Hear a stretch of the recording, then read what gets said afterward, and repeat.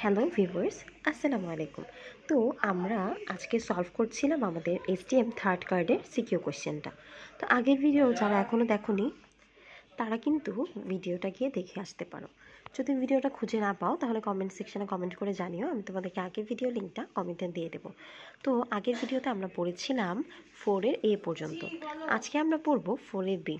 তো 4-এর B number কোয়েশ্চেনটা দেখো, এখানে কি বলেছি যে right down the uses of zinc oxide use in all cement in dentistry. এই কোয়েশ্চেনটার অ্যান্সার কিন্তু তোমরা পেয়ে যাবে সিমেন্ট চ্যাপ্টারে 13 নম্বর কোয়েশ্চেনে। 13 নম্বর কোয়েশ্চেনে কিন্তু দেয়া আছে uses of zinc oxide use in all cement. তো এখানে মোটামুটি 11টা বা 15-16টা পর্যন্ত ইউজ আছে। তোমরা যদি পারো তাহলে 9-10টা যদি ইউজ লিখে দিতা তাহলে কিন্তু হতো। তো এটা আসলে অনেক বড় বড় লাইন, এটাকে আমি তোমাদেরকে একটু শর্ট করে দিই যে জিঙ্ক অক্সাইড ইউজ ইন অলটাকে ইউজ করা যায় ক্যাভিটি লাইনার হিসেবে, স্পেশাল ডিপ ক্যাভিটিতে। তারপর আসলে এটা টেম্পোরারি ফিলিং ম্যাটেরিয়াল হিসেবে আমরা ইউজ করি। তারপরে আসলে পাল্প ক্যাপিং ম্যাটেরিয়ালের ক্ষেত্রে, বা এখানে তোমরা লিখতে পারো যে ইনফিলিং রুট ক্যানেল, অর্থাৎ রুট ক্যানেল যে টিথগুলো আছে সেগুলোর ক্ষেত্রে আমরা জিঙ্ক অক্সাইড ইউজিনলটা ইউজ করে থাকি। এরপর আসো যে ওডেন্টাল জিয়া যে ট্রিটমেন্টটা, সেখানেও আমাদের এই জিঙ্ক অক্সাইড ইউজিনলটা ইউজ করে থাকি। তারপর লিখতে পারো যে সার্জিক্যাল প্যাকে বা ইনসুলেটিং বেস হিসেবে ওকে ইউজ করি, এবং জিঞ্জাইভেক্টমি যে অপারেশন ওইখানেও আমরা ওকে ইউজ করি। ফার্স্ট চেষ্টা করবে ছোটো ছোটো পয়েন্ট করে মনে রাখার, তারপর যখন তোমার ছোটো পয়েন্টগুলো মনে থেকে যাবে তখন তুমি আস্তে আস্তে পুরাটা লাইন অথবা একটু বড় করে মনে রাখতে পারো। তারপর আসলে মেটালিক রেস্টোরেশনের ক্ষেত্রে ইনসুলেটিং বেস, এটা তো বলেছি, এটাকে একটা ডিসিডিয়াস টিথের ফিলিং ম্যাটেরিয়াল হিসেবেও কিন্তু ইউজ করা যায়। এছাড়াও জিঙ্ক অক্সাইড ইউজিনলের প্রপার্টির সাথে সাথে মনে রাখবে, এটা কিন্তু পরবর্তী কোয়েশ্চেনে আসতে পারে, যে ওরা হচ্ছে ব্যাকটেরিসাইডাল, অর্থাৎ ওরা ব্যাকটেরিয়াকে একদম হাইড্রোলাইসিস করে মেরে ফেলে। তো ওদের পিএইচটা 7, এটা একটা ইম্পর্টেন্ট কোয়েশ্চেন, ভাইভাতে জিজ্ঞাসা করতে পারে। আর তারা ময়েশ্চারের মধ্যেও কিন্তু সেট হতে পারে। আচ্ছা, তোমরা আমাকে আরেকটা জিনিস কিন্তু কমেন্ট সেকশনে জানাবে যে আমি যদি তোমাদেরকে এইভাবে কোয়েশ্চেনগুলো বলে কোয়েশ্চেন ওয়াইজ অ্যান্সার বলে যাই, সেটা কি বেশি ইজি হয়, নাকি কোয়েশ্চেনগুলো দেখে দেখে যদি বইয়ের থেকে অ্যান্সার বলি তাহলে সেটা তোমাদের জন্য বেশি সুবিধা হয়? কোনটা সুবিধা হয় সেটা কিন্তু অবশ্যই কমেন্ট সেকশনে জানাবে, তাহলে আমি ওভাবেই পরবর্তী ভিডিওগুলো দেওয়ার চেষ্টা করবো। তবে 5 নাম্বার আসো, এখানে বলেছি discuss layer by layer technique of composite resin. তো এই লেয়ার টেকনিকটা আমরা পাবো আমাদের কম্পোজিট রেজিন চ্যাপ্টারে 40 নাম্বার কোয়েশ্চেনে। তো তোমাদের একটু বই থেকে কোয়েশ্চেনটা দেখিয়ে দিই। দেখো এখানে কি বলেছে যে what is layering technique, just এই জিনিসটা সলভ করতে বলছে। তাহলে কোনো layer technique means the fill up the cavity by placing thin layer in the prepared cavity and subsequent curing. আচ্ছা, এটা তোমরা লিখতে পারো। তাছাড়া এটাকে আমরা মানে লেয়ার টেকনিকের অ্যাডভান্টেজটা কি ওইটাও লিখে দিবি, যেহেতু 1.5 মার্কস এখানে। তাহলে লেয়ার টেকনিকের মেইন অ্যাডভান্টেজ সেটা হচ্ছে আমরা এটার মাধ্যমে কিন্তু পলিমারাইজ শ্রিঙ্কেজটাকে কম্পেনসেট করতে পারি। আচ্ছা, এটা কিন্তু আমাদের ভাইভা কোয়েশ্চেনও। হ্যাঁ, এখন জিজ্ঞেস করি ভাইভাতে এখান থেকে কী কোয়েশ্চেন করতে পারে। এখান থেকে বলতে পারে যে আচ্ছা, লেয়ার টেকনিক যেহেতু এটা আছে তাহলে এটা ডিসঅ্যাডভান্টেজটা কি। লেয়ার টেকনিকের ডিসঅ্যাডভান্টেজ হচ্ছে এটা অনেক বেশি টাইম কনজিউমিং, আর এটাতে এলাবোরেট অ্যারেঞ্জমেন্ট লাগে, যেহেতু আমরা বারবার ওকে লেয়ার বাই লেয়ার দিচ্ছি। আর এই যে আমরা যে লেয়ার বাই লেয়ার টেকনিক করছি, এটার অ্যাডভান্টেজটা কি, এটা অ্যাডভান্টেজটা হলো এটা কিন্তু পলিমারাইজ যে শ্রিঙ্কেজটা হচ্ছে বারবার সেটাকে একদম কম্পেনসেট করে ফেলতেছে। তাছাড়া আমরা জানি যে প্রতিটা এক্সপোজার, অর্থাৎ তুমি যতবার লাইট দিবা সেটা কিন্তু 2 মিলিমিটারই ওই লাইটটা ওইটাকে সেট করতে পারবে লেয়ার বাই লেয়ার টেকনিকে। অর্থাৎ যদি ডিপ ক্যাভিটি হয় তাহলে কিন্তু আমরা ওকে দিব যাতে 2 মিলিমিটারের মধ্যে যেই রেস্টোরেশনটা আছে ওটাকে ও সেট করে ফেলে। তাহলে অবশ্যই আমাদের খেয়াল রাখতে হবে যে আমাদের রেস্টোরেশনটা যাতে 2 মিলিমিটারের মধ্যেই থাকে।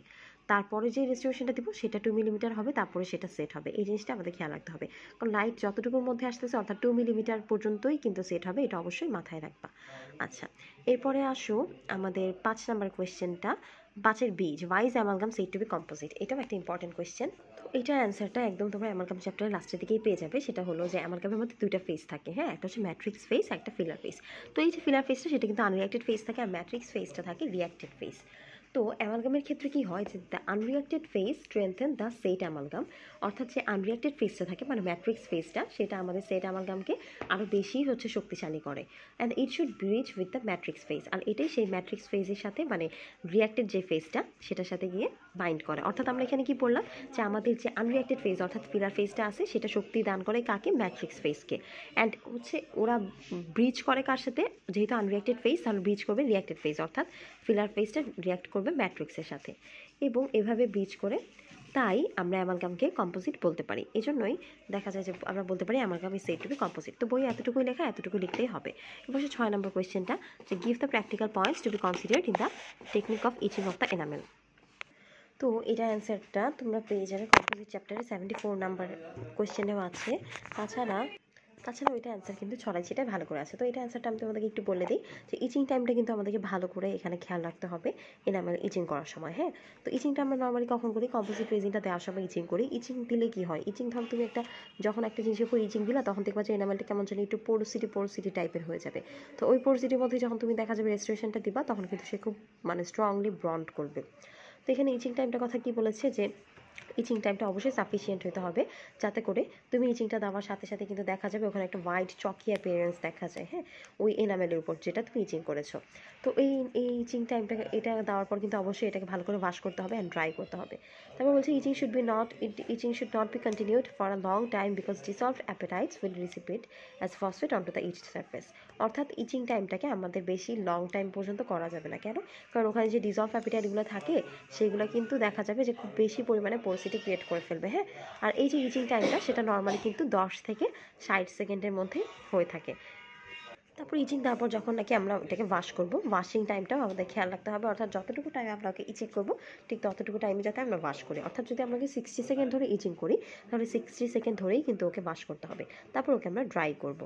ঠিক আছে, ড্রাইং স্টেজে গিয়ে ওই সারফেসটা যতক্ষণ পর্যন্ত ড্রাই না হয় ততক্ষণ পর্যন্ত কিন্তু আমরা ওখানে রেজিন দিব না। যখন ড্রাই হয়ে যাবে তখনই আমরা ওখানে রেজিন অ্যাপ্লাই করবো। তো এই জিনিসগুলো এগুলো তোমরা একটু খেয়াল রাখতে পারো প্র্যাকটিক্যাল পয়েন্ট হিসেবে। এরপর আসো 6 বি নাম্বার কোয়েশ্চেনটা, write down the indication contraindication of direct filling gold. তো আসো এটা হচ্ছে আমি তোমাদেরকে একটু বই থেকে দেখিয়ে দিই। তো ডিরেক্ট ফিলিং গোল্ডের ইন্ডিকেশনের মধ্যে 3টা জিনিস আছে। 3টা জিনিসের মধ্যে বইয়ের মধ্যে যে 3 নাম্বার পয়েন্টটা আছে সেটা কিন্তু সবার আগে দিবে। অর্থাৎ ক্লাস 3 অ্যান্ড ক্লাস 5 রেস্টোরেশন এই জিনিসটা সবার আগে দিবে। কারণ ডিরেক্ট ফিলিং গোল্ড কিন্তু আমরা শুধুমাত্র নন স্ট্রেস বেয়ারিং এরিয়াতেই করে থাকি, এটা আমি আগেও বলেছিলাম। তো এইটা অবশ্যই আমরা ফার্স্ট পয়েন্টে দিব। সেকেন্ড পয়েন্টে দিবে for repair of casting margin. 3 number পয়েন্টে দিবে for piece and small class 1 restoration. তো এই 3টা পয়েন্ট হচ্ছে ইন্ডিকেশন। অ্যান্ড কন্ট্রা ইন্ডিকেশনটা কি? যেহেতু কন্ট্রা ইন্ডিকেশন তাহলে বুঝেই গিয়েছো যে এখানে বলেছে আমরা কোথায় কোথায় দিব না। তাহলে কোথায় দিব না? যেসব ক্যাভিটিতে আমাদের লার্জ পাল্প চেম্বার আছে, অর্থাৎ আমাদের এখানে ক্যাভিটিটা বড় আর পাল্পকে এক্সপোজ করার মতো চান্সেস আছে, সেখানে আমরা ডিরেক্ট ফিলিং গোল্ড দিব না। এরপর আসে tooth affected by advance periodontitis, এতটুকু দিলেও কিন্তু হবে। ঠিক আছে, যে আমাদের যেসব দাঁতের মধ্যে কিনা অ্যাডভান্স পিরিয়ডন্টাইটিস আছে ওখানে আমরা দিব না। এরপর আসে রুট ক্যানেল ফিলিং ম্যাটেরিয়ালে দিব না। কেন? কারণ ওই যে দাঁতগুলো সেগুলো কিন্তু খুব ইজিলি ভেঙে যায়, তো ওরা স্ট্রেস বেয়ার করতে পারে না। তো এই জন্য দেখা যায় তুমি যদি ওখানে গোল্ড দাও তাহলে কিন্তু ওটা আসলে টিকবে না। তো এই কন্ট্রা ইন্ডিকেশনগুলো অবশ্যই আমরা ডিরেক্ট ফিলিং গোল্ডের ক্ষেত্রে খেয়াল রাখবো। এরপরে আসো 7 নাম্বার কোয়েশ্চেনটা। এটা কিন্তু আমি আগেও বলেছিলাম একটা ভিডিওতে, ওখানে খুব ভালো করে বলে দিয়েছি। যেখানে ওই যে গ্লাস অ্যানোয়ার সিমেন্টের যে কেমিক্যাল রিয়াকশনটা আছে ওরকমই এটার সম্পর্কেও একটা আলাদা পুরো ভিডিও আছে।